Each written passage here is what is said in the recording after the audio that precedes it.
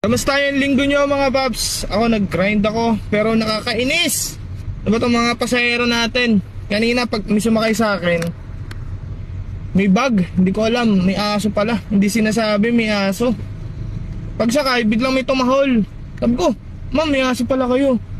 Ang fare lang niya 150. Nahiya, ginawang 170. Diba? So nakakahiya naman. So ginawang 20. Sabi ko ma'am next time po pag sasakay po kayo, may inform po kayo kasi tawag dito, hindi po lahat ng pasahero pet lover. Kaya pala sabi ko parang amoy aso. Dadaling niya sa basta sa grooming ata yun. Tapos yung balahibo, kumuha kong tape. Pangalawa naman, pusa. Nasa kala ko bag, biglang may gumanon. Sabi, pusa na naman, ano ba tong mga to? Di ba nila alam yung pet lover nga sila, tapos di naman nila alam yung proper na tamang sasakyan.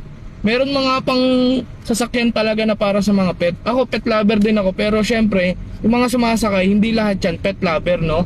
Tsaka iba yung pamasahe nun. Akis nakakainis lang kasi alam mo yung di nila tayo naiintindihan. Wala nila parang okay lang to, hindi naman magrereklamo to, nakaganto naman. Hindi yun eh. Yung point natin dun is hindi lahat ng sumasakay pet lover. Paano kung may na one time kasi ako na may sumakay sa akin, amoy aso daw. Yun nga, may aso na talagang napayagan ko naman.